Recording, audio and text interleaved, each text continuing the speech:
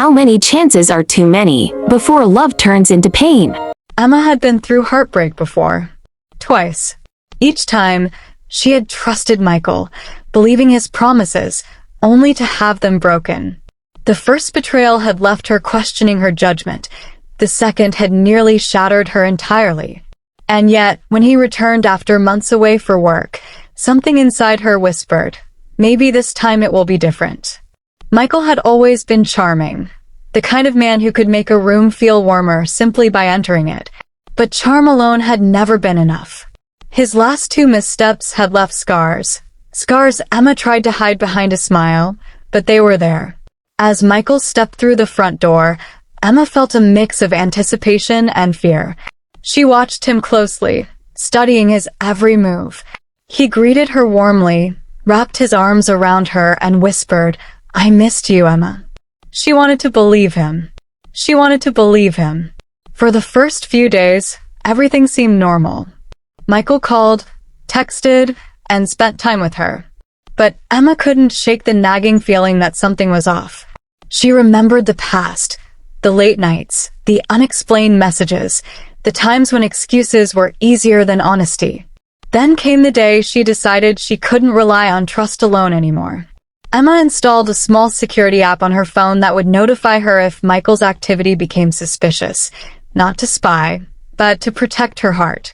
A few nights later, Emma saw a message pop up that made her stomach twist. It wasn't anything explicit, just a conversation with a coworker, but the tone was flirtatious, too familiar. She felt a rush of anger and fear. Was this third time going to end the same way? The next morning, she confronted him. "Michael, I saw the message. What is this?" Michael's face fell, and for the first time in months, he didn't have a witty answer.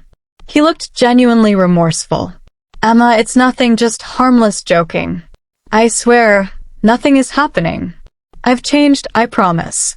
Emma wanted to believe him, and part of her did. But she had learned her lesson. Actions mattered more than words.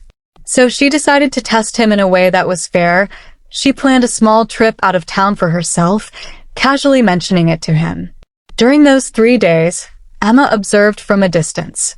She kept communication minimal, simply watching if Michael would respect her space or take advantage of the opportunity. When she returned, Michael was waiting at the door, holding a bouquet of her favorite flowers. "I didn't want to miss you," he said softly.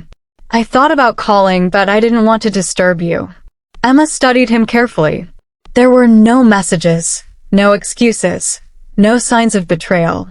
For the first time, she felt relief wash over her. Michael had passed the test. Not perfectly, because no one is perfect, but honestly, completely. She realized something important that day. Trust is fragile, but it can be rebuilt when honesty is paired with effort. Michael had shown through his actions, not just words, that he valued her, respected her, and had changed. Emma smiled, tears forming in her eyes. She hugged him tightly, feeling a weight lift from her chest. She didn't know what the future held, but she knew one thing. This time, she wasn't rushing blindly. She would walk forward, cautiously but hopefully, because she had seen the difference between empty promises and genuine change.